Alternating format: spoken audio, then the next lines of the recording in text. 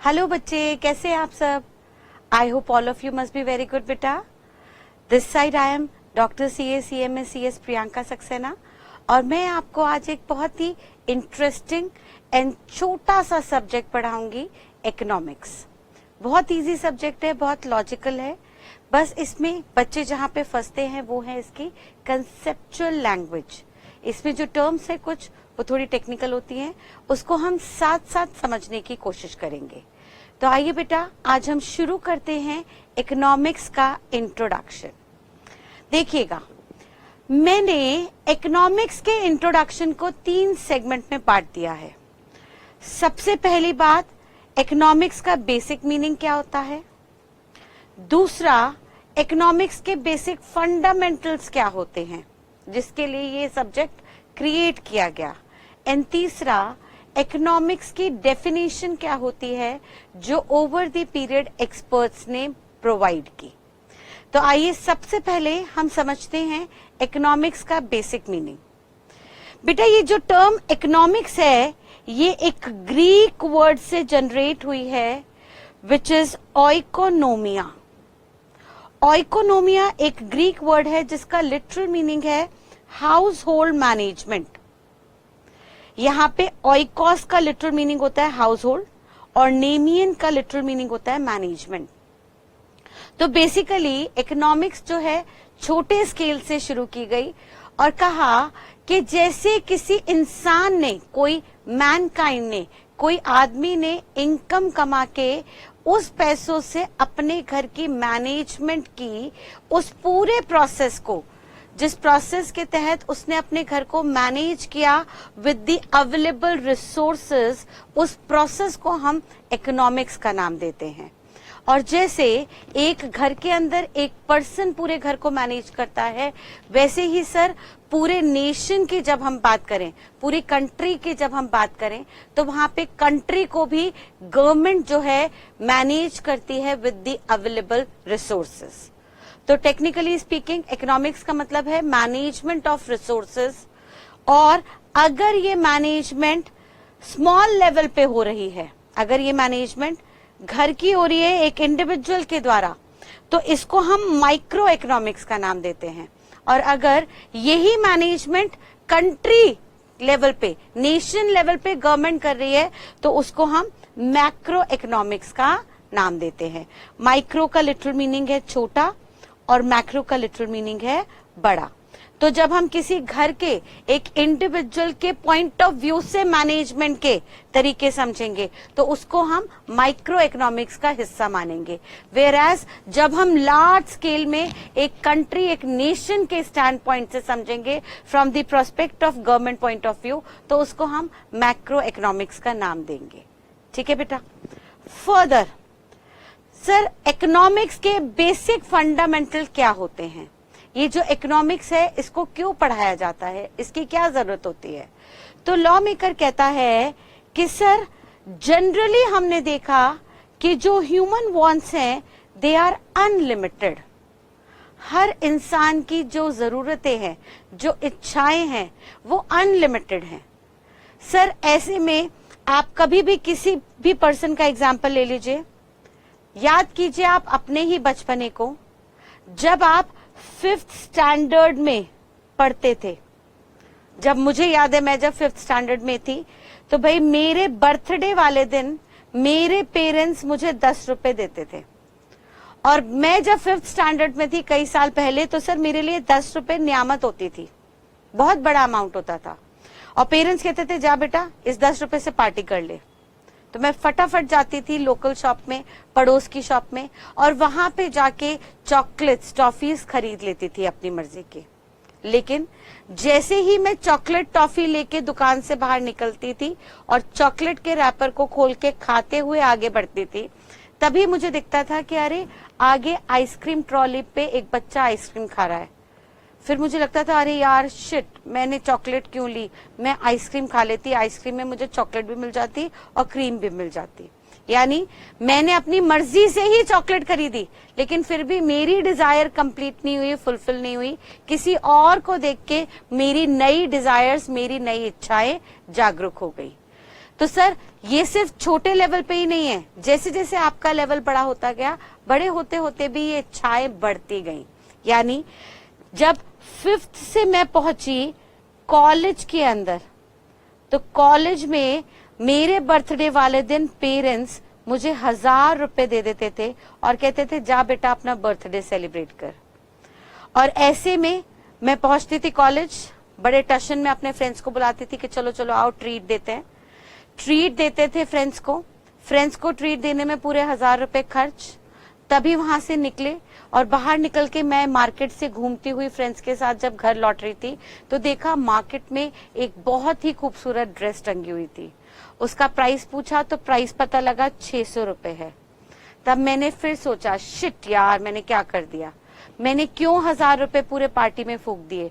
इससे अच्छा तो मैं पहले 600 की अपनी ड्रेस खरीदती और अपने फ्रेंड्स को 400 रुपए में ही एक छोटे स्केल पे पार्टी दे देती।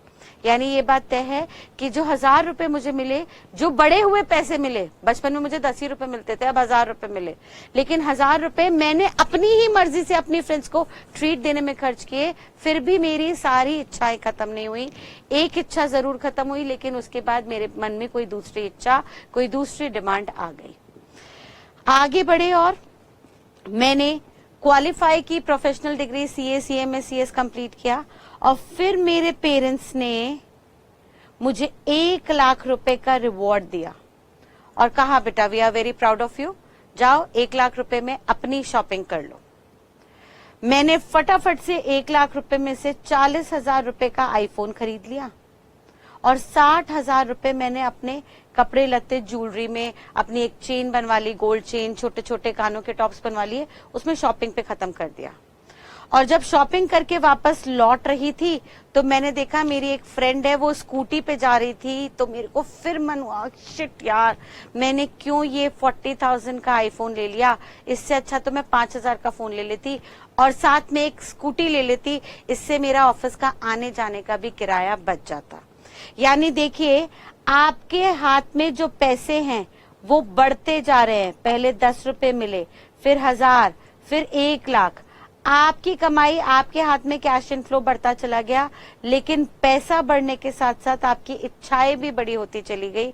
यानी जो आपकी इच्छाएं हैं वो हमेशा अनलिमिटेड रहेंगी। जब तक आप जिंदा हो तब तक आपकी इच्छाएं बढ़ती रहेंगी।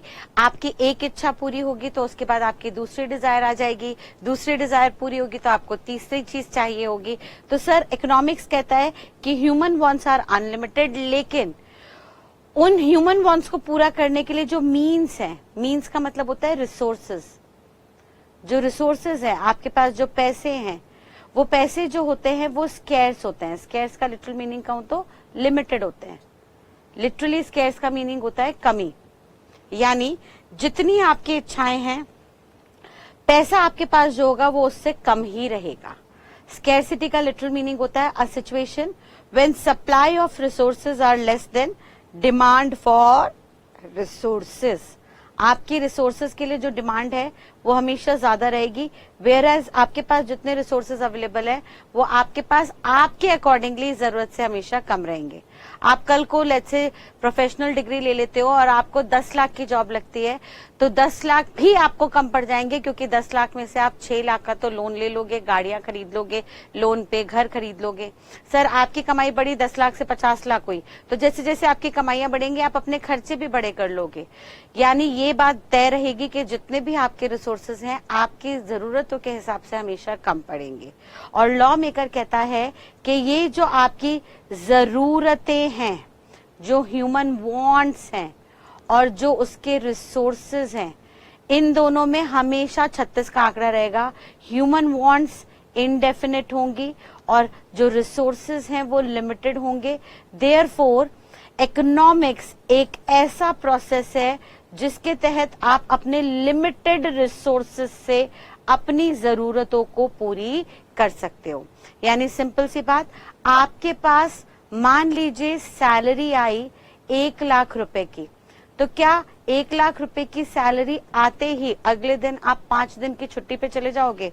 क्या आप ये बोलोगे भाई मैं तो जा रहा हूँ दुबई छुट्टियों पे और 1 लाख रुपए खर्च करके आ रहा हूँ? नहीं सर, अगर कोई समझदार इंसान होगा तो वो कहेगा कि भाई मेरे पास जितनी कमाई आई, मेरे पास जितने रिसोर्सेज, जितना पैसा आया, उस पैसे को मैं सही तरह से मैनेज करूंगा और अपने घर वालों की सारी जरूरतों को समझते हुए रिस्पेक्टिवली जो जो बेसिक जरूरतें हैं, रोटी कपड़ा मकान, भाई रोटी का खाने पीने का खर्चा होगा, कपड़े का शॉपिंग होगी, मकान या तो किराए पे लिया होगा या लोन पे खरीदा होगा जिसकी ईएमआई जानी होगी, या सर अगर आपने खुद परचेज भी कर लिया और ईएमआई पूरी हो गई तो हो सकता है आपने कुछ और सेविंग्स, कुछ और इन्वेस्टमेंट्स की हो। तो एक समझदार आदमी क्या करेगा, उसकी जितनी कमाई आएगी उसको अपने लिमिटेड रिसोर्सेस से ज्यादा जरूरतें पूरी करने की कोशिश करेगा। और वो प्रोसेस जिसके तहत एक पर्सन अपने लिमिटेड रिसोर्सेस से अपनी अनलिमिटेड डिजायर्स को इक्वेट कर सकता है, यानी लिमिटेड रिसोर्सेस से चॉइसेस बना सकता है कि सर कौन सा बेस्ट ऑल्टरनेटिव रहेगा मेरी मैक्सिमम जरूरतों को पूरा करने के लिए विद द अवेलेबल रिसोर्सेस। उस चॉइस को हम इकोनॉमिक्स का नाम देंगे।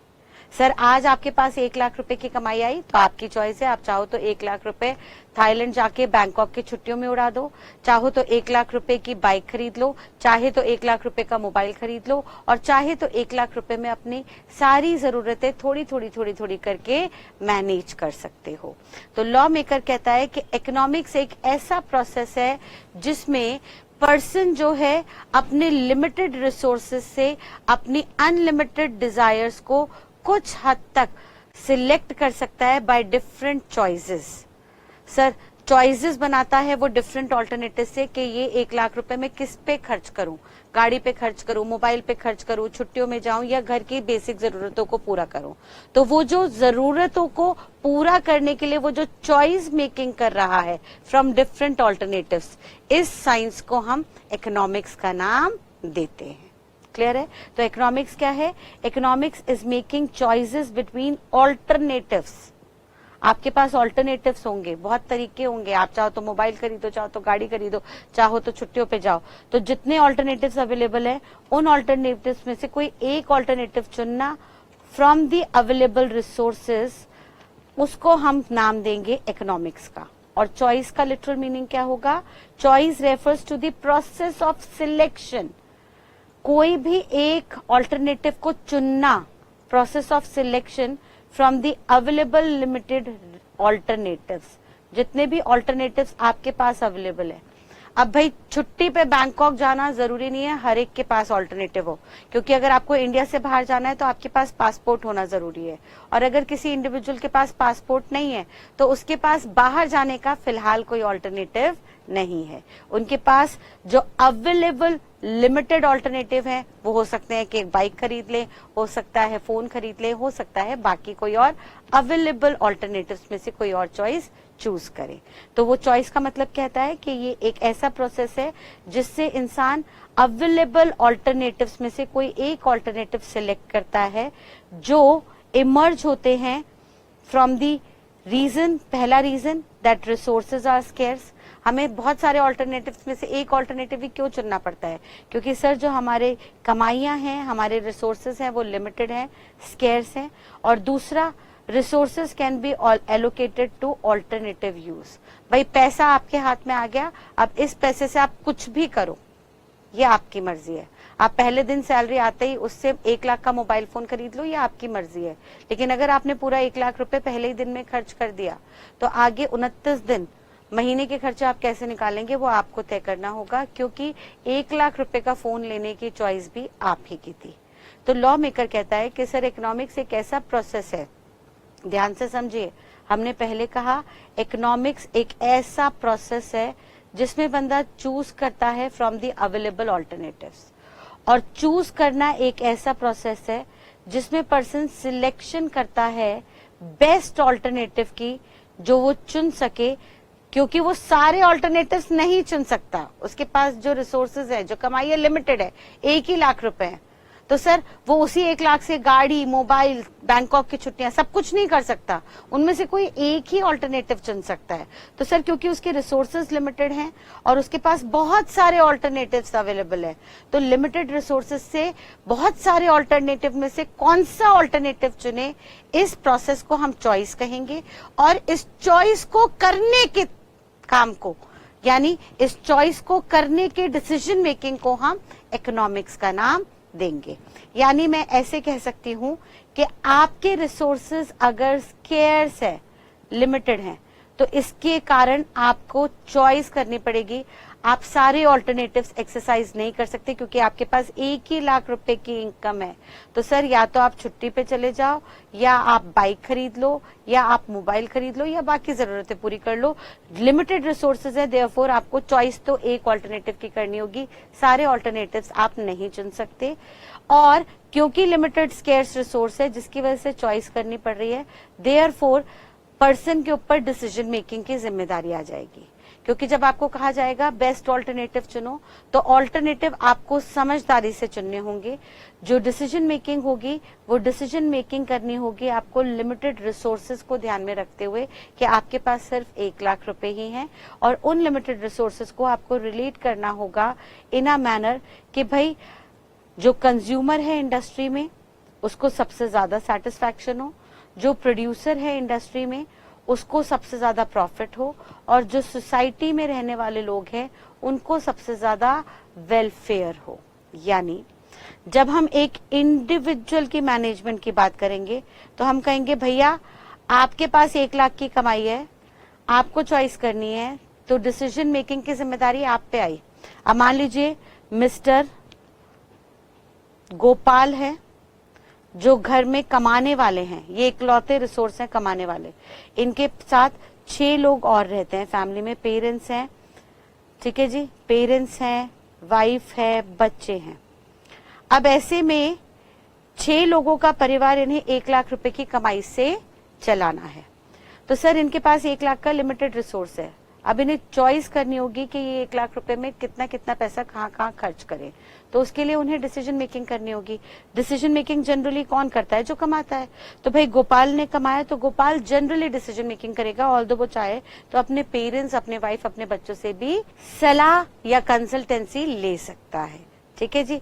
लेकिन उन्हें ध्यान रखना होगा डिसीजन मेकिंग के वक्त कि भाई जो भी फैसले लें वो इस तरह से हो कि गोपाल, गोपाल के पेरेंट्स, गोपाल की वाइफ, गोपाल के बच्चे सभी के वेलफेयर के लिए हों। यानी गोपाल ये नहीं बोल सकता कि 1 लाख में से 20,000 रुपए मुझे दे दो, मुझे जाके जुआ खेलना है। वाइफ कहेंगी नहीं नहीं प्लीज जुआ मत खेलिए, अगर जुए में आप हार गए तो ये पूरे 20,000 रुपए भी चले जाएंगे। इससे अच्छा तो 20,000 में से हम 5,000 रुपए शेयर मार्केट में लगाते हैं, उससे हम शेयर्स में इन्वेस्टमेंट करेंगे या म्यूचुअल फंड में इन्वेस्ट करेंगे, सो दैट आगे आने वाले टाइम में हमें वहां से कमाई हो सके। और बाकी 10,000 हम बच्चों की पढ़ाई में लगाएंगे, जिसमें हम बच्चों को अच्छे से अच्छे एजुकेशन देंगे और उन्हें साथ साथ एक्स्ट्रा करिकुलर एक्टिविटीज भी सिखाएंगे, चाहे वो डांस हो, म्यूजिक हो, पेंटिंग हो, एटसेट्रा एटसेट्रा। तो भाई सिंपल सी बात उन्होंने कहा, जब लिमिटेड रिसोर्सेज की वजह से उन्हें बहुत सारे ऑल्टरनेटिव्स में से चॉइस करनी होगी, डिसीजन मेकिंग करनी होगी, तो वो हमेशा ऐसा फैसला ले जो सबके हित में हो। ये तो हमने बात की माइक्रो इकोनॉमिक्स की, जहां पे हम एक इंडिविजुअल के प्रोस्पेक्ट से बात कर रहे हैं। अब अगर इसी को हम मैक्रो लेवल पे ले जाएं तो यहाँ पे पूरे के पूरे नेशन की बात होगी, ठीक है जी, पूरी की पूरी कंट्री की बात होगी। अब लेट्स से अगर मैं बात करूं, हम पूरी इंडिया की बात कर रहे हैं, तो भाई यहाँ पे सेंट्रल गवर्नमेंट बैठी है जो पूरी कंट्री को चला रही है, और सेंट्रल गवर्नमेंट को जो कमाइयां हैं वो टैक्सेस वगैरह से आ रही हैं। तो सरकार के पास जितनी कमाई आ रही है, अब सरकार चाहती है इससे देश का हित किया जाए, नई नई पॉलिसीज निकाली जाए, नई नई सड़कें, ब्रिजेस बनाए जाएं, नई नई पॉलिसीज में स्टार्टअप प्रोग्राम्स को, नए बिजनेस पर्सन को लोन दिया जाए कम ब्याज दर पे, बच्चों को एजुकेशन का लोन दिया जाए, सो दैट गरीब से गरीब बच्चा भी अच्छे से अच्छी पढ़ाई कर सके। तो अब सरकार कहती है कि भाई हमारे पास जितने भी फंड्स हैं उसको हमें मैनेज करना है, कंट्री में रहने वाले हर इंसान के लिए, किसानों के लिए लोन निकालना है, सो दैट वो अपनी फसल अच्छे से उगा सकें। लेकिन अगर फसल खराब हो गई, बारिश हो गई और किसान पैसा नहीं चुका पाए तो उसका वो लोन हमें माफ भी करना है। इससे रिलेटेड सेंट्रल गवर्नमेंट बहुत सारी स्कीम्स एंड पॉलिसीज बनाती रहती है। तो सर यहाँ पे मैक्रो इकोनॉमिक्स के अंदर हमें सरकार को बताना होता है, या सरकार ये सीखती है कि भाई जितने भी अवेलेबल रिसोर्सेज कंट्री में हैं उसको कैसे आगे चॉइस किया जाए और उसे आगे कैसे बाइफरकेट किया जाए अलग अलग सेगमेंट में, सो दैट पूरी इंडस्ट्री में आने वाले कंज्यूमर्स को सेटिस्फैक्शन मिले, जितने भी प्रोड्यूसर्स हैं चाहे वो गुड्स देते हो चाहे सर्विसेज, उन्हें मैक्सिमम प्रॉफिट जनरेट हो, और बाकी सोसाइटी में रहने वाले लोगों का भला हो। यानी हम कोशिश करेंगे कि कोई भी ऐसी चीजों को हम एनकरेज ना करें जिससे भले ही हो सकता है एक बिजनेसमैन को भले ही फायदा हो रहा हो, लेकिन अगर उससे बाकी सोसाइटी को नुकसान हो रहा है तो ऐसी चीजों को हम ज्यादा एनकरेज करना नहीं चाहेंगे।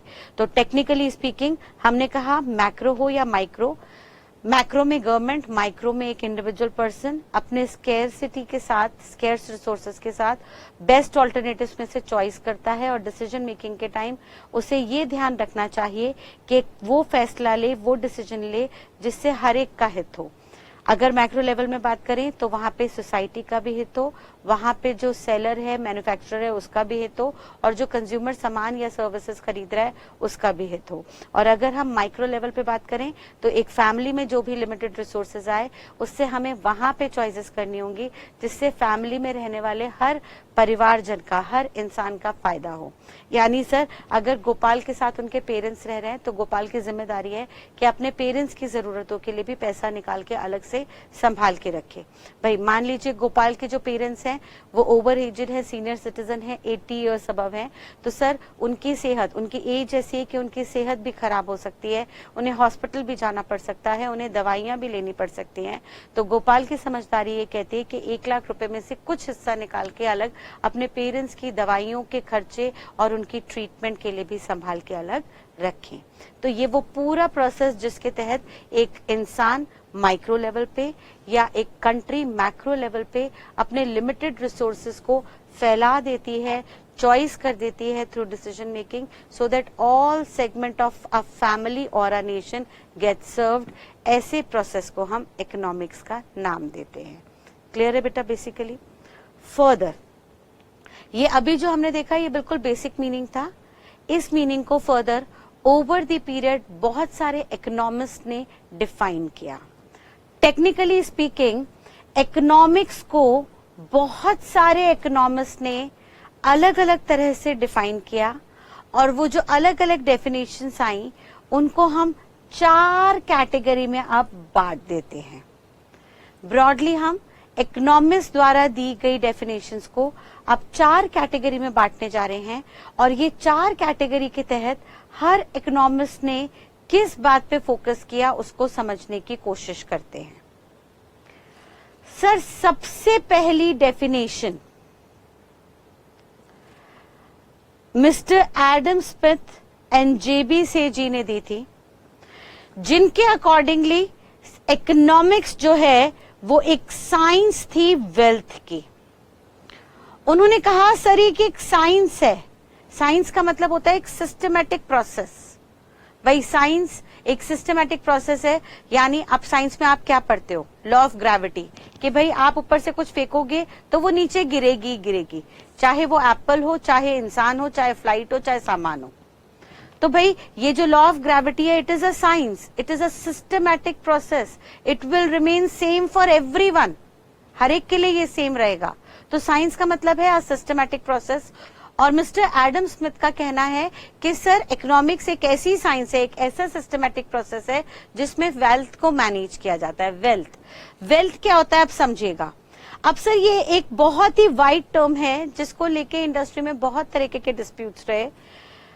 ब्रॉडली ओवर द पीरियड देखा गया कि वेल्थ जो है 2 तरीके की होती है। एक तो होती है मटीरियल वेल्थ, एक होती है non material wealth. Material wealth का मतलब होता है सर वस्तुगत चीजें, मटीरियल थिंग्स, जैसे pen, mobile phone, jewellery, assets, गाड़ी, घर, बंगला, ऑफिस, एटसेट्रा एटसेट्रा एटसेट्रा। कोई भी ऐसी चीज जो टेंजिबल है, फिजिकल है, देखी जा रही है, मटीरियल है, जिसके लिए लोग, जिसको कमाने के लिए लोग लगे हुए हैं, वो मटीरियल वेल्थ का हिस्सा है।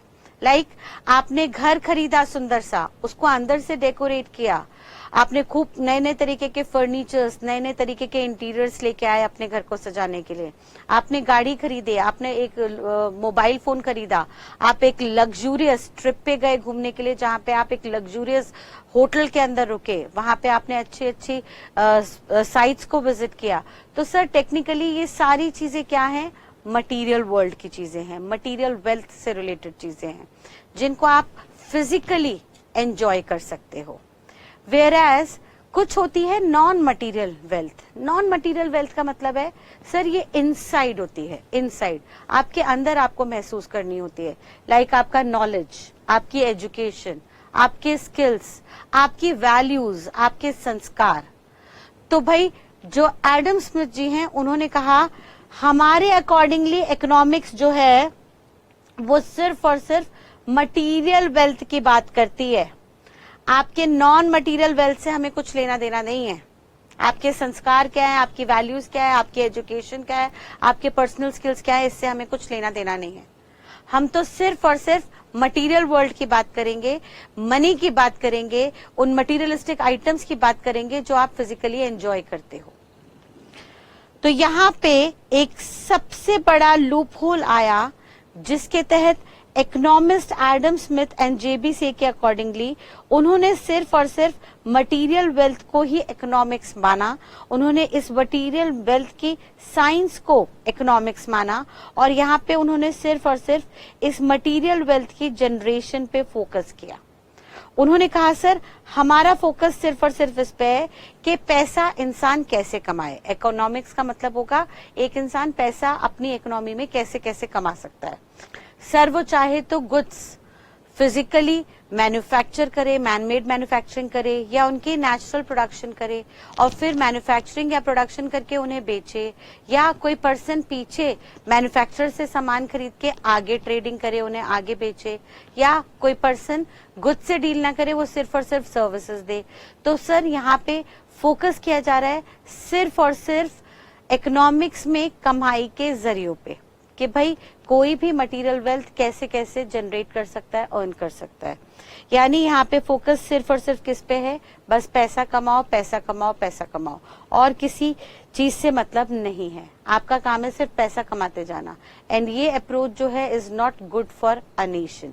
अगर किसी भी नेशन के अंदर हर पर्सन सिर्फ पैसा कमाने में लग जाए तो सर हो सकता है पैसा कमाने की होड़ में वो बहुत सारे रिश्ते, बहुत सारी वैल्यूएबल चीजें अपने पीछे छोड़ दे। जैसे ओवर द पीरियड आपने सुना होगा या देखा होगा कि कुछ लोग पैसा कमाने के पीछे इतना पागल हो जाते हैं कि उन्हें पीछे मतलब नहीं उनके परिवार वाले क्या कर रहे हैं। वो महीनों महीनों अपने बच्चों से नहीं मिल पाते, भाई बाहर बिजनेस ट्रिप्स पे घूम रहे हैं अपने बिजनेस को एक्सपैंड करने के लिए, ना उनके पास अपने बच्चों के लिए टाइम है, ना फैमिली के लिए टाइम है। और तो और ये सब बातें छोड़िए, वो पैसा कमाने की होड़ में इतने अंधे हो जाते हैं कि वो अपने संस्कार, अपनी वैल्यूज भी भूल जाते हैं और दूसरे को धोखा देते हैं, दूसरे के कंधे पे बंदूक रख के या दूसरे को पायदान बना के उसके ऊपर चढ़ के आगे बढ़ने की कोशिश करते हैं। तो सर यहाँ पे नेशन के अगर स्टैंड पॉइंट से देखा जाए तो ये एक गलत थ्योरी है, क्योंकि सर यहाँ पे आप नेशन की ना तो नॉन मटेरियल वेल्थ की बात कर रहे हो, ना ही आप उन्हें बता रहे हो कि कैसे एथिकली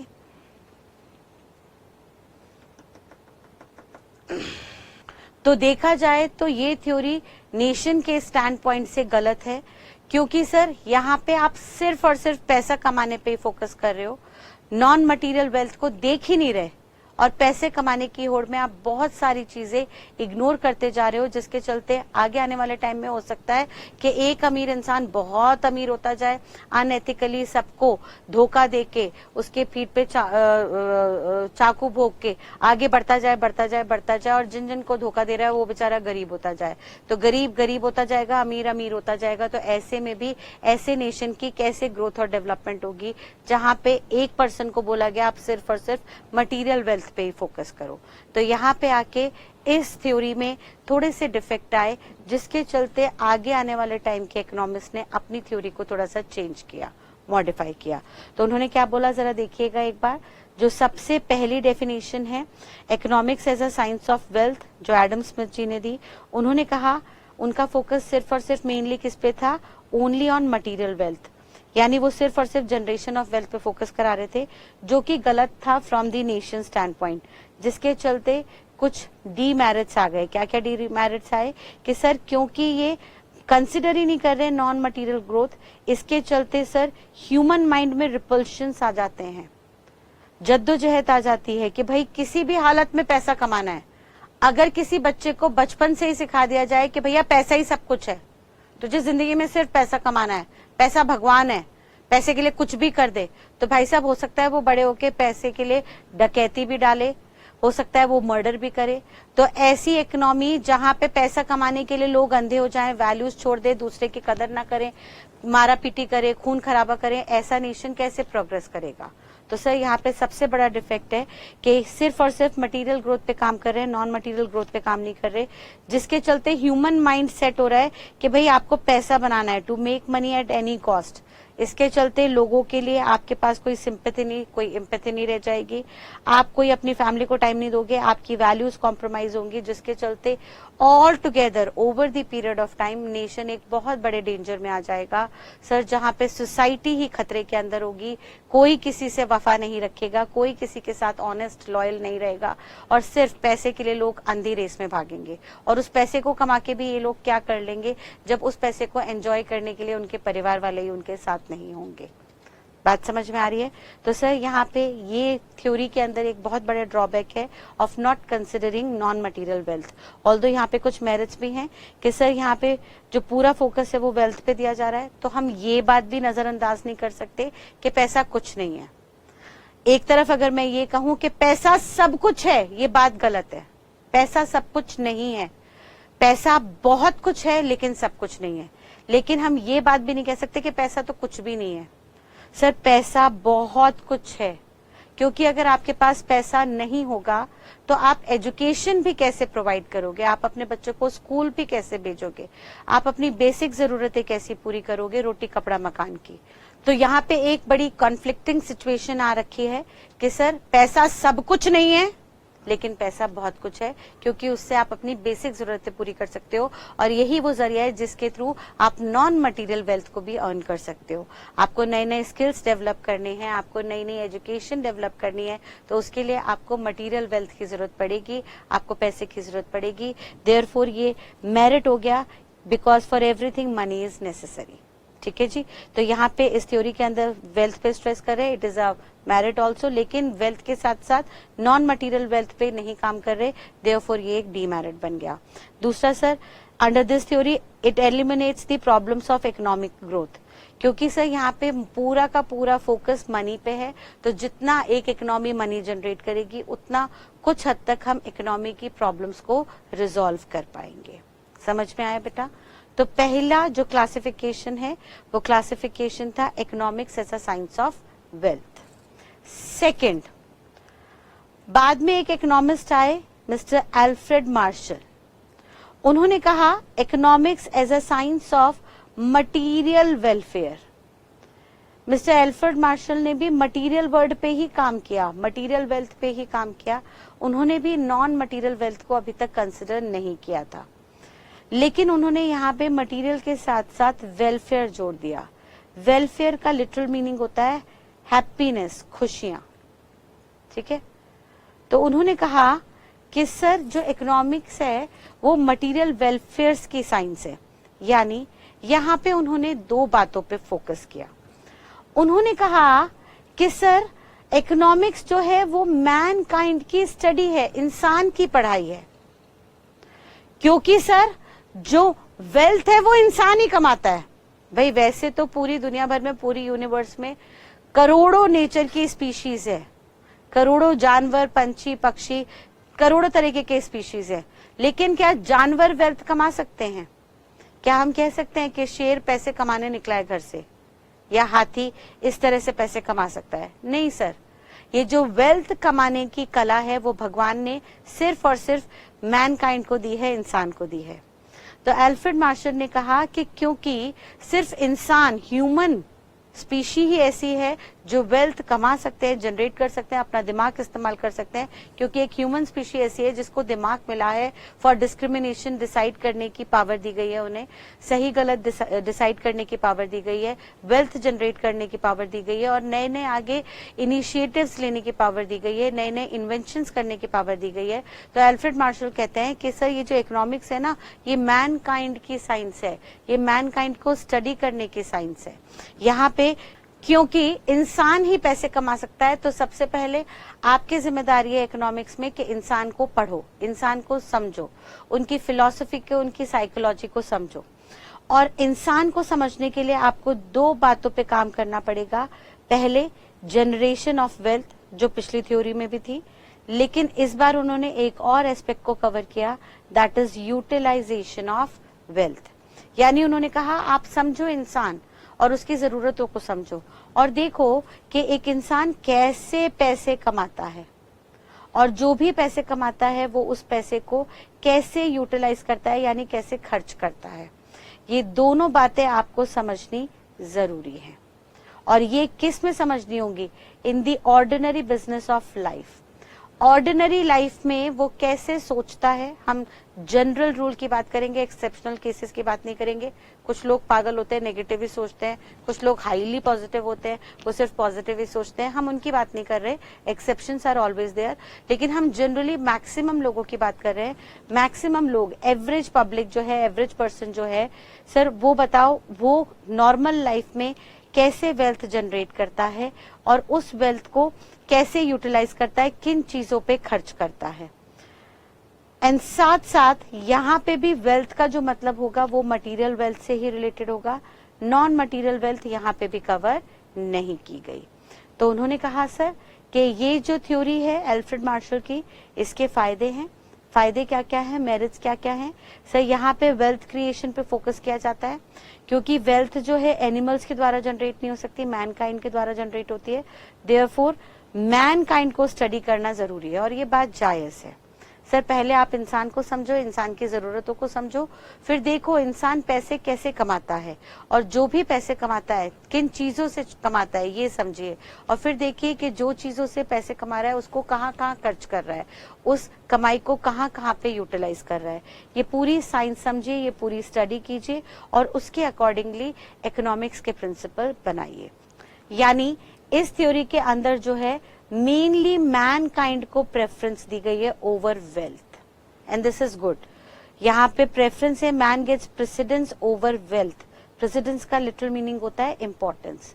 तो यहाँ पे एल्फ्रेड मार्शल ने कहा कि वेल्थ को समझने से पहले मैनकाइंड को समझो, क्योंकि वेल्थ क्रिएट करने वाला इंसान है, वेल्थ अपने आप से क्रिएट नहीं हो सकती। तो वेल्थ को मत समझो, वेल्थ समझनी है तो वेल्थ को क्रिएट करने वाला जो माइंड है, इंसानी माइंड, मैनकाइंड, उसको समझो। जब आप उसकी साइकोलॉजी समझ लोगे तो वो किस साइकोलॉजी से, किन चीजों से पैसे कमाता है, फिर वो कमाए हुए पैसे कहाँ कहाँ खर्च करता है, आप उसका लॉजिक समझ पाओगे, और उसके अकॉर्डिंगली इकोनॉमिक साइंस के अंदर प्रिंसिपल्स ड्राफ्ट कर पाओगे। बात समझ में आई?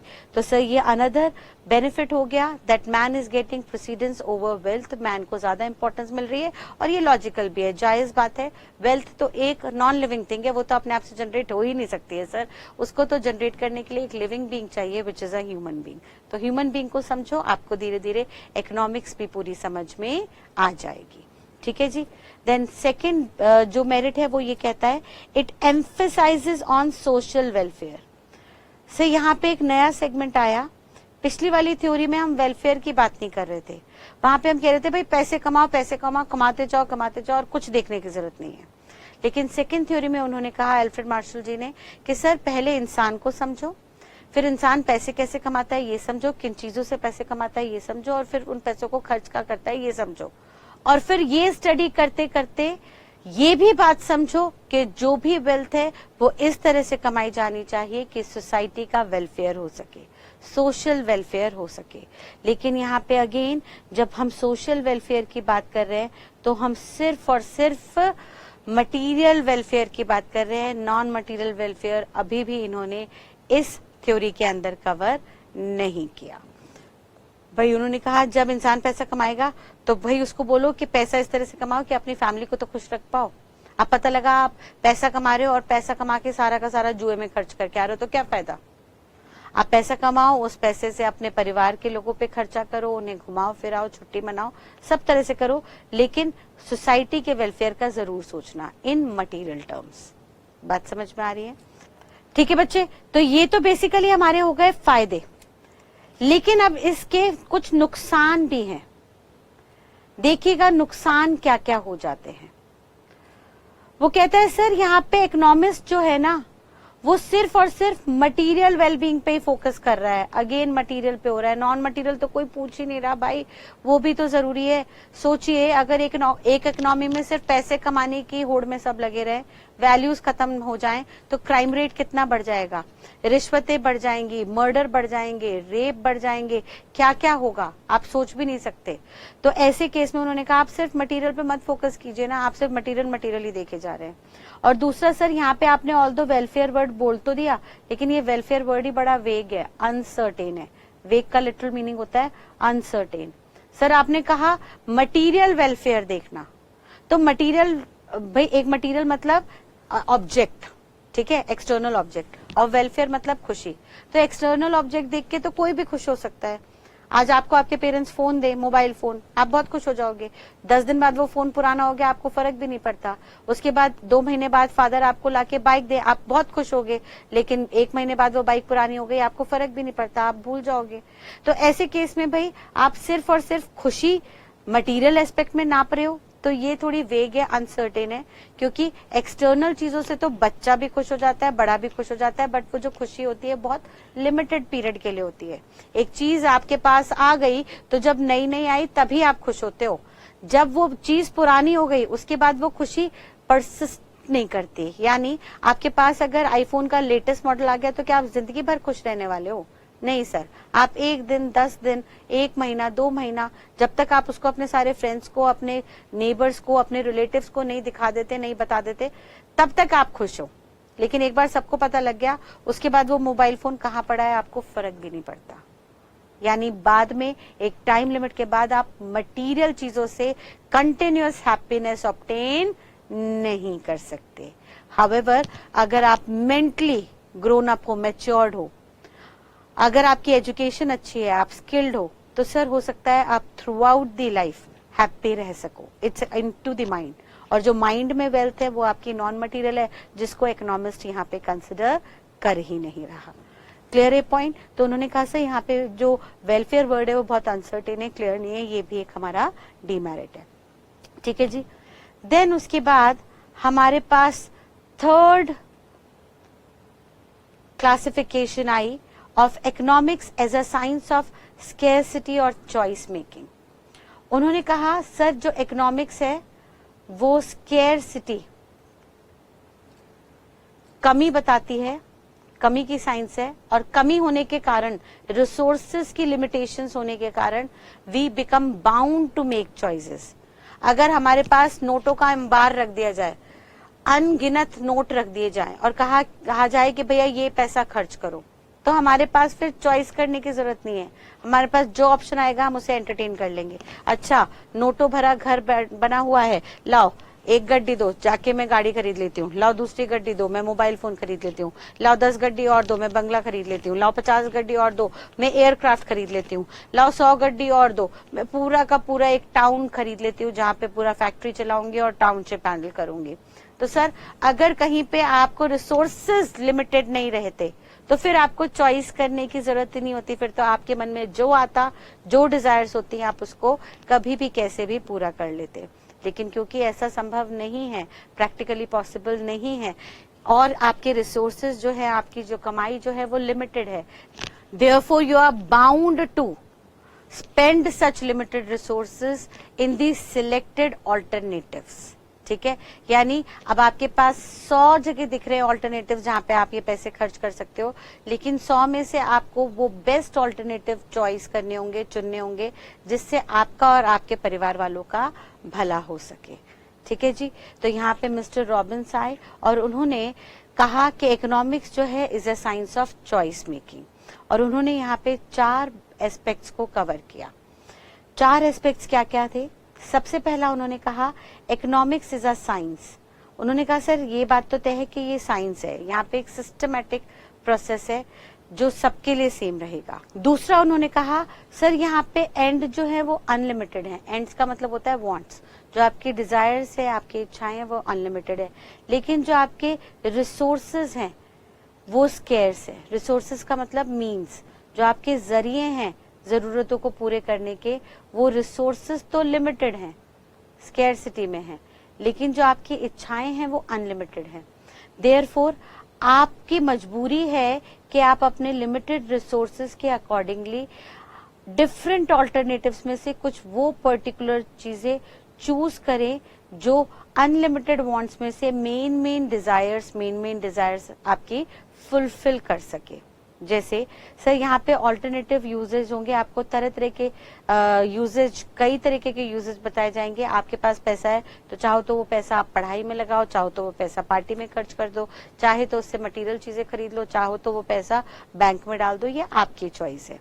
लेकिन सर हमारे अकॉर्डिंगली, मिस्टर रॉबिन्स कहते हैं हमारे अकॉर्डिंगली इकोनॉमिक्स में 4 एस्पेक्ट्स कवर किए जाते हैं। पहला ये साइंस है, दूसरे इसमें वांट्स अनलिमिटेड है, तीसरा इसमें रिसोर्सेज लिमिटेड है, और चौथा अब आपके पास मजबूरी आ जाती है कि आपको बहुत सारे ऑल्टरनेटिव्स में से कुछ ऑल्टरनेटिव चुनने होंगे। सारे आप नहीं चुन सकते, आपको कुछ सिलेक्टेड ऑल्टरनेटिव्स चूज करने होंगे, और ये जो साइंस है चूजिंग और making decisions from the available alternatives is known as economics according to Mr. Robbins।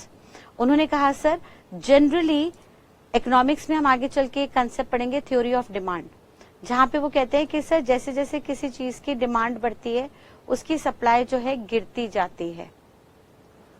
भाई आज की डेट में लेट्स से हम एक एग्जांपल लेते हैं कि सभी डाइट कॉन्शियस है, हर बंदा धीरे धीरे टाइम के साथ जागरूक हो रहा है। By increasing pollution, by increasing number of diseases, भाई नई नई बीमारियां आ गई, कोविड-19 पहले कभी सुना भी नहीं था, तो नई नई तरीके की बीमारियां आ गई हैं, तो उसके चलते बहुत से लोग अब जागरूक हो गए अपनी हेल्थ को लेके, जिसके चलते सर वो ज्यादा मीठा नहीं खाते, जिसके चलते चीनी वीनी की सेल्स जो है बहुत मार्केट में कम हो गई है, चीनी की ज्यादा बिक्री नहीं होती।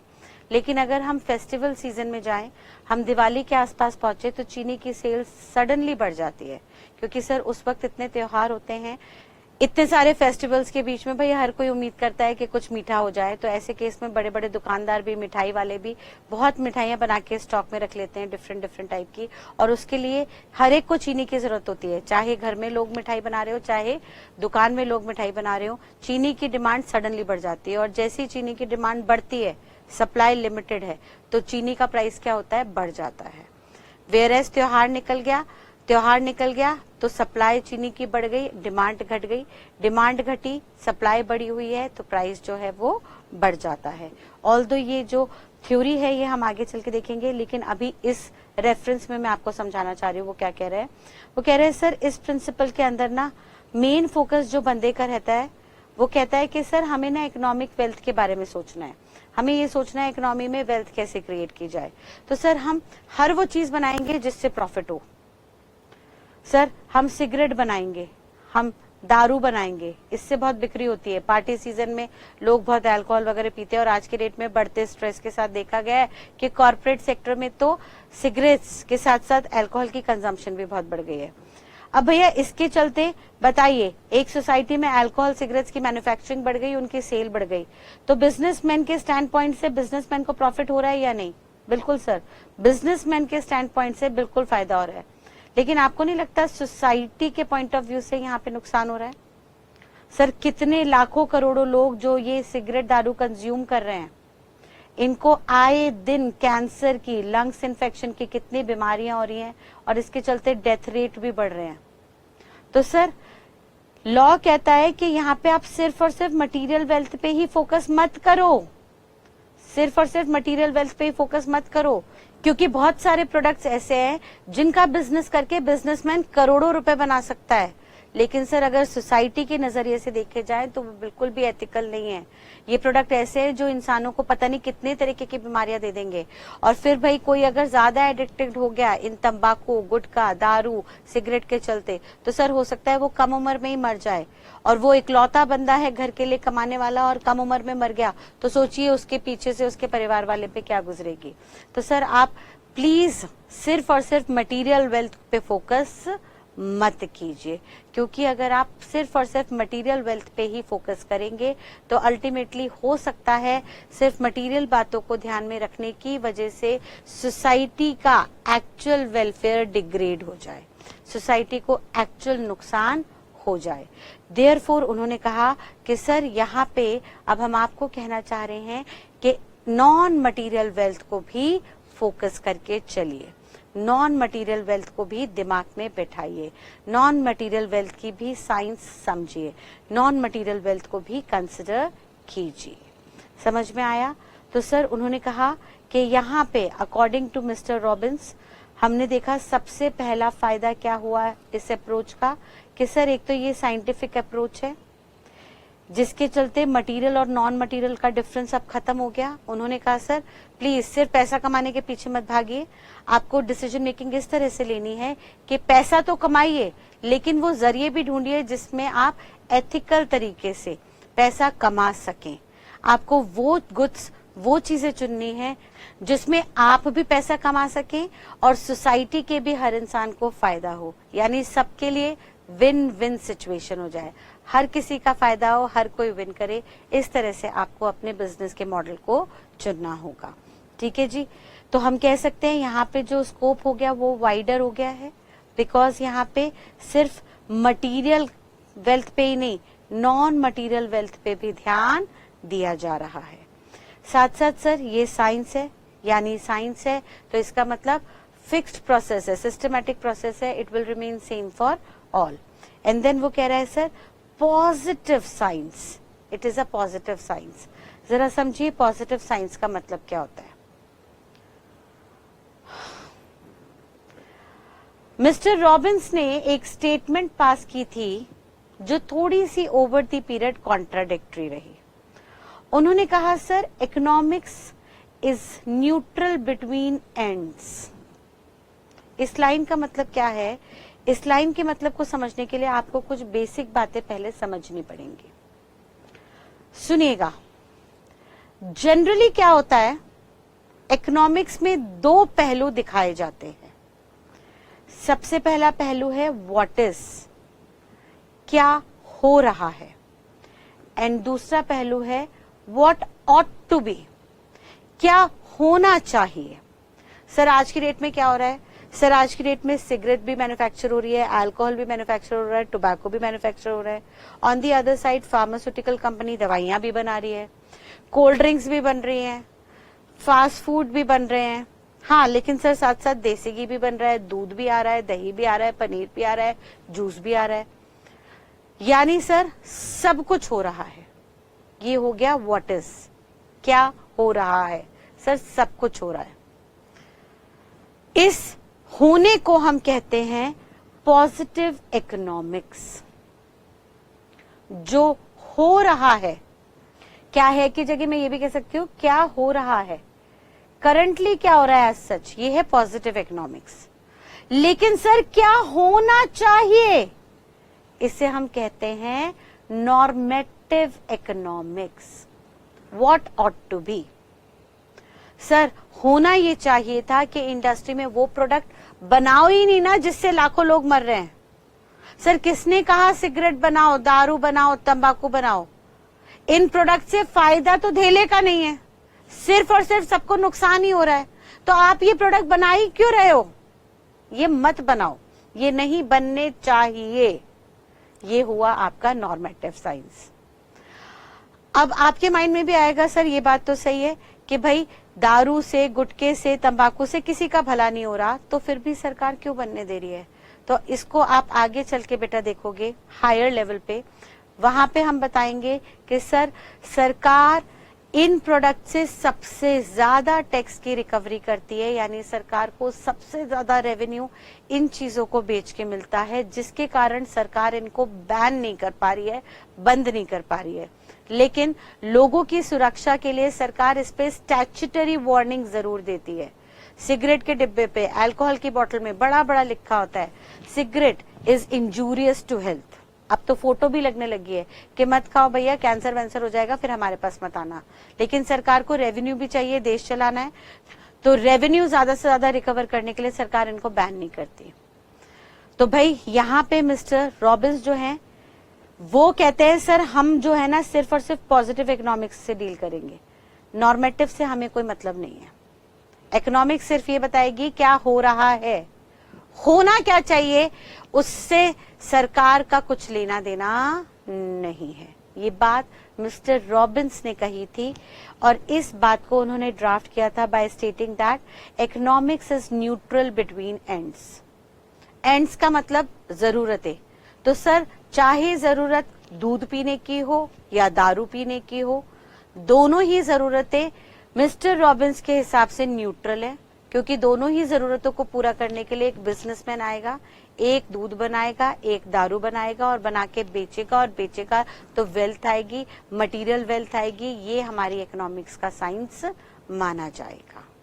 ठीक है जी, यानी economics is a neutral science means वो कहना चाह रहा है it can't prescribe what should be done.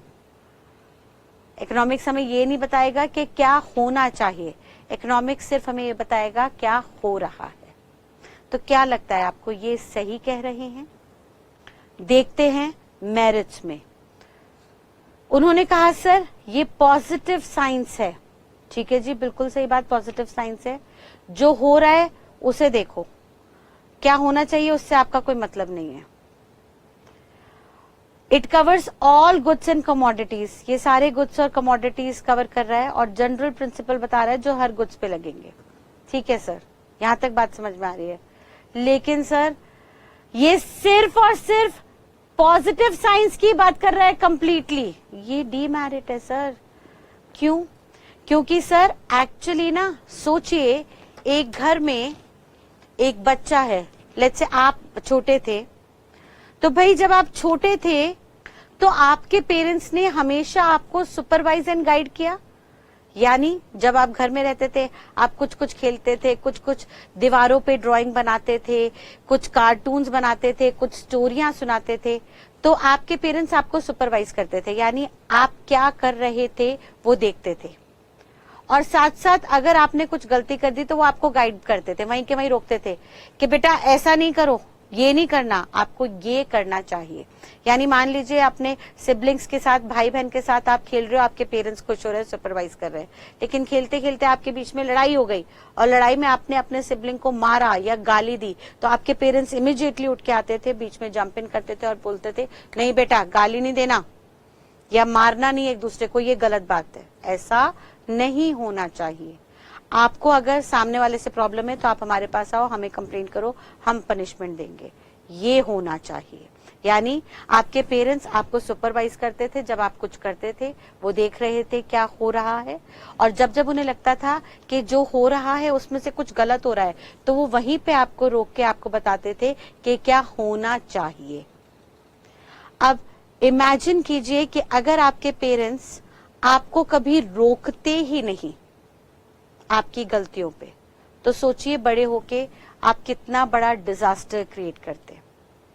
Sir आपने बचपन से ही भाई बहन को मारा, गाली दी, तो बड़े होके गाली तो आपके जबान पे चढ़ी रहती, हर किसी से आप बहस करते, रोड साइड चलते हुए भी आप एक दूसरे को, आप बराबर में गाड़ी में बैठे हुए बंदे को भी गाली देते, उसके चलते पता नहीं कितनी बड़ी बड़ी लड़ाइयां होती, कोर्ट में आपके ऊपर केसेस चल रहे होते।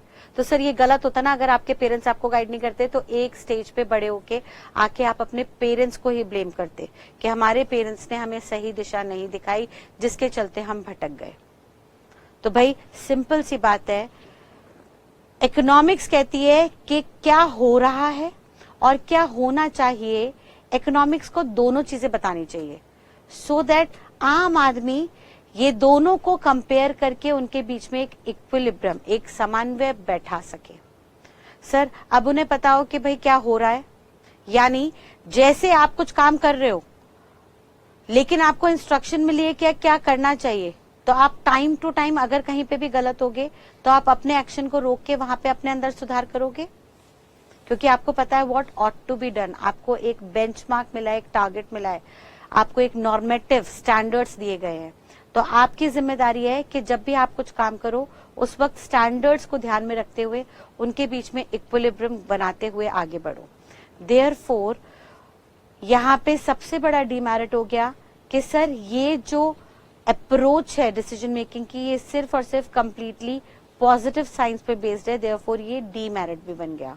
और इसके चलते सर, क्योंकि वो कह रहे हैं कि न्यूट्रल बिटवीन एंड्स हैं, यानी चाहे आप दारू पियो या चाहे आप दूध पियो, सर उनके अकॉर्डिंगली हमारी बला से, भाई सिंपल सी बात है, चाहे दारू पियो चाहे दूध पियो हमारी बला से। लेकिन एक्चुअली आप तो बिजनेसमैन को काम तो दे रहे हो ना, अल्कोहल वाले का बिजनेस बढ़ रहा है अगर आप अल्कोहल ज्यादा पी रहे हो, और मिल्कमैन का बिजनेस बढ़ रहा है अगर आप मिल्क ज्यादा पी रहे हो।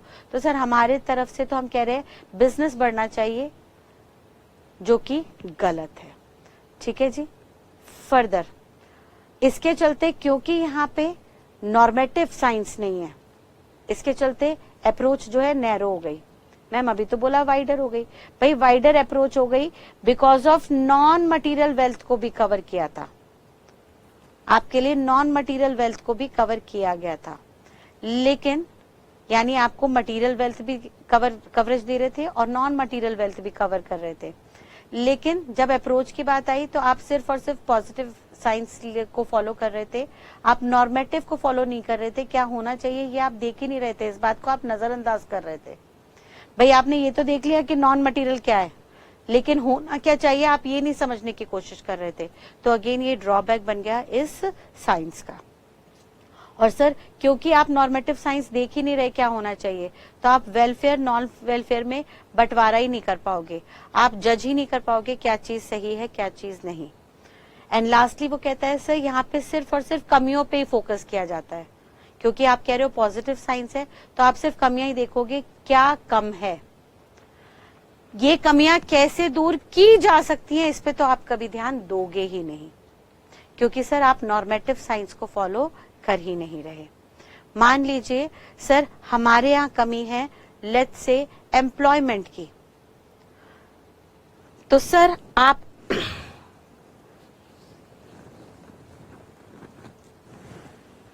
लेट्स से हमारे यहाँ सबसे बड़ी प्रॉब्लम है अनएम्प्लॉयमेंट की, काम ही नहीं है लोगों के पास। तो सर आप तो सिर्फ स्केर्सिटी, आप तो सिर्फ प्रॉब्लम पे ही फोकस कर रहे हो, प्रॉब्लम ही देख रहे हो, क्या हो रहा है, क्या हो रहा है। लेकिन क्योंकि आप सिर्फ देख रहे हो क्या हो रहा है, क्या होना चाहिए आप इस पे फोकस ही नहीं कर रहे, आप नॉर्मेटिव देख ही नहीं रहे, नॉर्मेटिव अप्रोच। क्योंकि आप नॉर्मेटिव अप्रोच ही नहीं देख रहे तो आप सोल्यूशन ढूंढने की कोशिश ही नहीं करोगे। सर देखो ना, अगर अनएम्प्लॉयमेंट बढ़ रही है, ठीक है, अनएम्प्लॉयमेंट बढ़ रही है, काम नहीं है लोगों के पास, इसका मतलब समझो ना ह्यूमन रिसोर्स बढ़ रहा है, पॉपुलेशन बढ़ रही है। भाई अगर हमारी इकोनॉमी में अनएम्प्लॉयमेंट बढ़ रही है, काम धंधा नहीं है, इसका मतलब पॉपुलेशन बढ़ रही है ना, और पॉपुलेशन बढ़ रही है इसका मतलब तो ह्यूमन रिसोर्स बढ़ रहे हैं, और अगर ह्यूमन रिसोर्स बढ़ रहे हैं तो हमारे लिए ये फायदा है ना हमारी इकोनॉमी के लिए। अगर ह्यूमन रिसोर्स बढ़ रहे हैं तो ढूंढो इसमें सोल्यूशन, ढूंढो कि इन ह्यूमन रिसोर्स को हम किस तरह से यूटिलाइज करें, आगे आने वाले टाइम में इनको कैसे एम्प्लॉय करें। जैसे अब गवर्नमेंट कह रही है सर हमने बहुत सारे स्किल डेवलपमेंट प्रोग्राम निकाले हैं, हमने स्कीम्स निकाली हैं आत्मनिर्भर भारत की, जहां पे हम आपको कह रहे हैं भाई आपके पास काम नहीं है तो दिक्कत नहीं, आपको जॉब ढूंढने की जरूरत नहीं है, आप खुद से एम्प्लॉयमेंट क्रिएट करो, आप अपने घर से ही काम करना शुरू कर दो। आपको कोई भी काम आता है, कोई भी काम, आजकल ऑनलाइन पोर्टल पे इतने काम आ गए, आप अपने घर पे लड्डू बैठ के बनाओ और उसको ऑनलाइन रजिस्टर कर दो, ऑनलाइन आपके लड्डू की सेल हो जाएगी अगर आपके लड्डू की क्वालिटी अच्छी है। आपने देखा होगा पीछे कुछ टाइम पहले सोशल मीडिया पे एक लड्डू दादी बहुत पॉपुलर हुई, she is above 80 years of age और वो घर से लड्डू बनाती हैं, बट वो इतने पॉपुलर हुए ऑनलाइन बिजनेस में कि अब वो करोड़ों का बिजनेस कर रही है। तो आत्मनिर्भर बनिए ना, आपको डिजिटल मार्केटिंग के अंदर कुछ आ रहा है तो डिजिटल मार्केटिंग अपने घर से, मोबाइल से, लैपटॉप से सर्विसेज प्रोवाइड कीजिए। यानी भाई हमारे पास ह्यूमन रिसोर्सेज इतने ज्यादा है तो भले ही एम्प्लॉयमेंट नहीं है, काम ज्यादा नहीं है तो कोई बात नहीं, आप एम्प्लॉय नहीं बन सकते तो बिकम एन एम्प्लॉयर, आप खुद अपना काम ढूंढो, कैसे आप अपना काम शुरू कर सकते हो, और उसके अंदर तरह तरीके से आप स्ट्रीम सोर्सेज को यूटिलाइज कीजिए और अपने काम को आगे बढ़ाइए। बट सर आपका तो ड्रॉबैक है, आप तो देखते ही नहीं कि क्या होना चाहिए, तो आप तो सोल्यूशन पे कभी फोकस करते ही नहीं, आप सोल्यूशन पे फोकस नहीं करते, आप सिर्फ प्रॉब्लम पे फोकस करते हो, इसलिए आपका साइंस अधूरा रह जाता है और इकोनॉमी का ऑन अ ब्रॉडर सेंस भला नहीं हो पाता। ठीक है जी, तो ये एक आपका ड्रॉबैक हो गया। एंड देन सर आपके यहाँ जो रिसोर्सेज है, हो सकता है कुछ रिसोर्सेज ऐसे हो जिनके ऑल्टरनेटिव यूज ही ना हो, there could be few resources which does not have any alternative use. तो अब ऐसे केस में से कुछ रिसोर्सेज हो सकते हैं जो कहीं यूज ही नहीं हो सकते। तो ऐसे केस में आपके पास जो आपने साइंस में ऊपर बोला था कि सर इसमें 4 एस्पेक्ट है, चौथा एस्पेक्ट है कि आपको ऑल्टरनेटिव यूज में से कोई एक चूज करना होता है, डिसीजन मेकिंग करनी होती है। बट सर कुछ तो ऐसे रिसोर्सेज हो सकते हैं जिसमें कोई ऑल्टरनेट होगा ही नहीं, तो वहां पे ये ऑल्टरनेटिव यूज का तो कंसेप्ट ही फेल हो जाएगा। ठीक है, देन नेक्स्टली वो कहता है sir this definition is silent about macro economics concept. यहाँ पे खाली माइक्रो के डिसीजन मेकिंग पे फोकस कर रहे हैं, मैक्रो लेवल पे नेशन स्टैंड पॉइंट से बात समझने की कोशिश ही नहीं की जा रही। And lastly it does not cover future economic growth और डेवलपमेंट। सर यहाँ पे सिर्फ आज पे फोकस कर रहे हैं कि आज कमाई कैसे क्रिएट की जाए, आगे क्या होगा इससे हमें कुछ लेना देना नहीं है। तो सर ये भी खतरनाक है। आज आपने कमाई जनरेट कर ली, आज आपको पता है इस कमाई को कहाँ कहाँ खर्च करना है, आप खर्चा कर लो, लेकिन उस कमाई में से कुछ हिस्सा निकाल के जरूर अलग रख दो फॉर फ्यूचर ग्रोथ, क्योंकि सर नहीं पता आगे आने वाले टाइम में क्या क्या घटनाएं घट जाएं जिसके चलते हो सकता है आपकी कमाइयां भी रुक जाएं। इसका लाइव एग्जाम्पल है साल 2020 कोविड-19 का पीरियड, जब सडनली एक महामारी आई और पूरी दुनिया, रादर कंट्री छोड़िए पूरी दुनिया नेशनल लॉकडाउन, ग्लोबल लॉकडाउन के अंदर आ गई, सबके काम धंधे बंद हो गए, करोड़ों की नौकरियां गई। तो सर अगर आपने पहले की पिछली कमाइयों में से 2020 से पहले की कमाई में से कुछ पैसा निकाल के अलग रखा था, कुछ सेविंग रखी थी, तो आपका गुजर बसर चल गया होगा।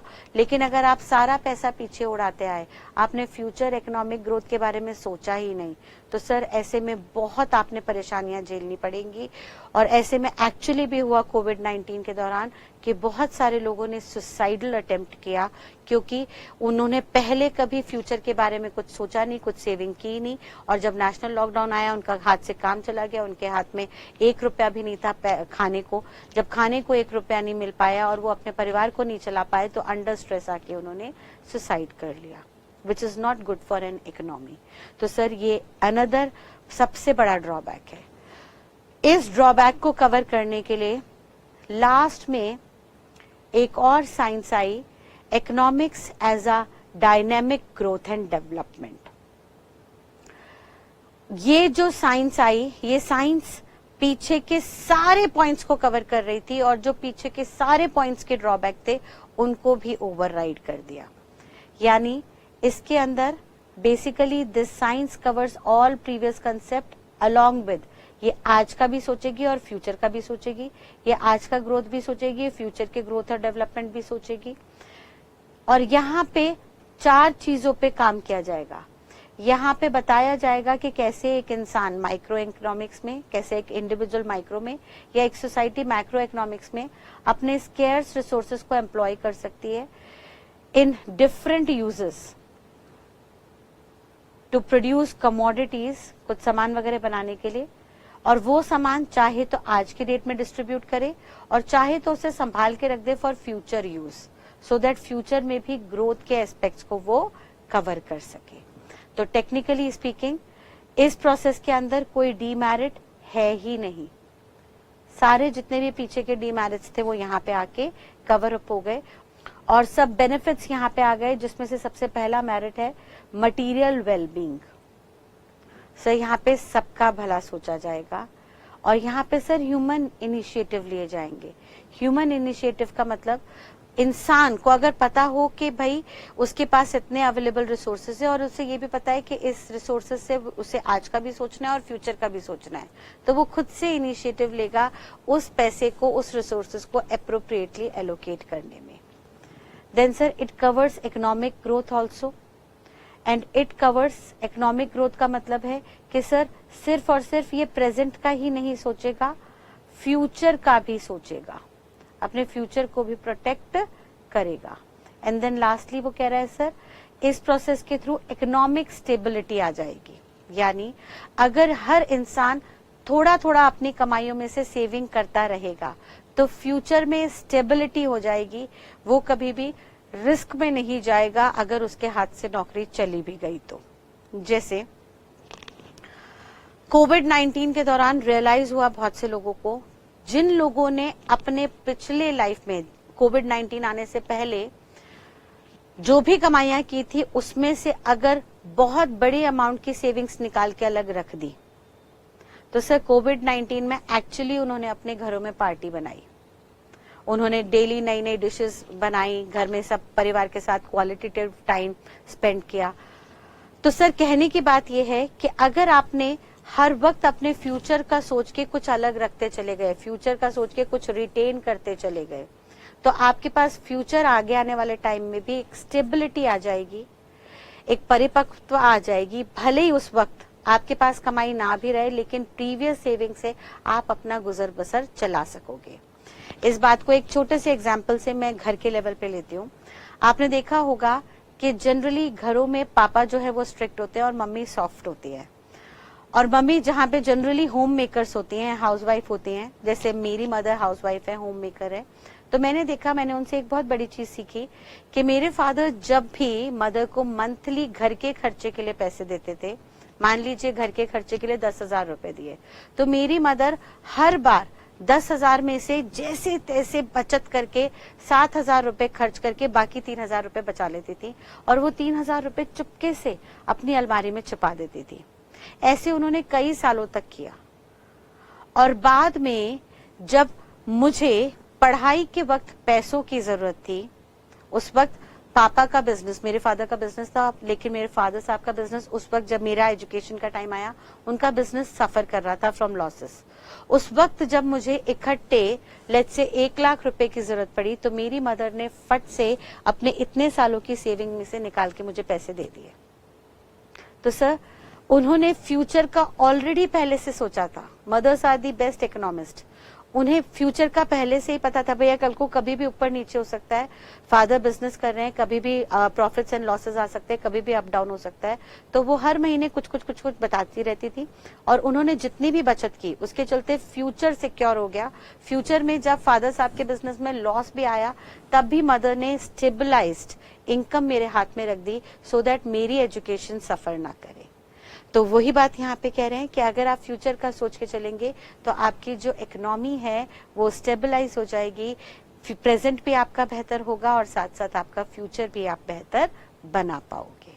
समझ में आ रही है बेटा यहाँ तक? तो यहाँ तक हमने देखा बेसिक इंट्रोडक्शन ऑफ इकोनॉमिक्स। हमने बिगनिंग शुरू की थी, हमने कहा था सर इकोनॉमिक्स का बेसिक मीनिंग होता है ओइकोनोमिया, यानी हाउस होल्ड मैनेजमेंट। ऑल्दो ये जब इंडिविजुअल स्टैंड पॉइंट से होती है तो वाकई हाउस होल्ड मैनेजमेंट होती है, जिसको हम माइक्रो इकोनॉमिक्स कहते हैं। लेकिन अगर ये नेशन लेवल पे हो, कंट्री लेवल पे हो, तो ये गवर्नमेंट जनरली देखती है, जिसको हम मैक्रो इकोनॉमिक्स कहते हैं। फिर हमने कहा इकोनॉमिक्स का बेसिक फंडामेंटल ये होता है कि सर जनरली जो ह्यूमन नीड्स है वो अनलिमिटेड है, लेकिन जो रिसोर्सेज अवेलेबल है वो लिमिटेड है, स्केर्स है। तो लिमिटेड रिसोर्सेज से अनलिमिटेड वांट्स आप पूरे फुलफिल नहीं कर सकते। देयरफॉर आपको बीच में आके चॉइस मेकिंग करनी पड़ती है, आपको डिसीजन मेकिंग करनी पड़ती है कि लिमिटेड रिसोर्सेज से आप अनलिमिटेड वांट में से ऐसी कौन कौन सी वांट पूरी करें जिससे आप पूरे परिवार का भला कर सके। और नेशन वाइड अगर देखें तो सर नेशन में सोसाइटी का भी भला हो, कंज्यूमर का भी भला हो, साथ साथ producer, manufacturer, seller, service provider का भी भला हो, ये भी हमें देखना होता है। इसके बेस पे इकोनॉमिस्ट ने डेफिनेशंस बनाई। डेफिनेशंस को हमने 4 कैटेगरी में बांटा। सबसे पहली थी साइंस एज अ वेल्थ, जिसके अंदर हमने सिर्फ और सिर्फ मटेरियल वेल्थ पे फोकस किया। फिर दूसरा था साइंस ऑफ मटेरियल वेलफेयर, जहां पे हमने सिर्फ और सिर्फ मटेरियल वेल्थ पे तो फोकस किया, लेकिन साथ साथ हमने पब्लिक वेलफेयर भी, लोगों की खुशियां भी ऐड इन करी, ऑल्दो खुशियां यहाँ पे अगेन मटेरियल टर्म्स में ही थी। देन उसके बाद थर्ड लेवल पे हमने स्केर्सिटी पे फोकस किया, हमने डिसीजन मेकिंग पे फोकस किया, लेकिन यहाँ पे हमने मटेरियल नॉन मटेरियल दोनों ही वेल्थ को कवर किया। बट यहाँ पे हमने सिर्फ और सिर्फ पॉजिटिव साइंस को कंसिडर किया, यानी हमने कहा आप सिर्फ ये देखो क्या हो रहा है, क्या होना चाहिए, उससे आपका कोई वास्ता नहीं है। हाउएवर लास्ट में आया डायनामिक ग्रोथ एंड डेवलपमेंट, जिसमें उन्होंने वो सारी कमियां दूर कर दी जो पिछले वाले साइंस के अंदर थी। उन्होंने कहा सर सिर्फ पॉजिटिव नहीं, साथ साथ नॉर्मेटिव साइंस को भी फॉलो करो। आप देखो क्या हो रहा है ये भी देखो, और आगे आने वाले टाइम में क्या होना चाहिए, फ्यूचर को भी आपको देखना पड़ेगा।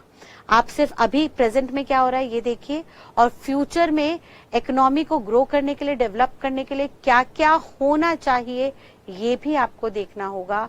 उसके लिए आपको पॉजिटिव और नॉर्मेटिव दोनों को फॉलो करना होगा, और दोनों को फॉलो करते हुए प्रेजेंट और फ्यूचर ग्रोथ के लिए रिटेंशन रखनी होगी, और रिटेंशन अगर आप रखोगे तो फ्यूचर में आप अपनी इकोनॉमी को स्टेबलाइज कर सकोगे।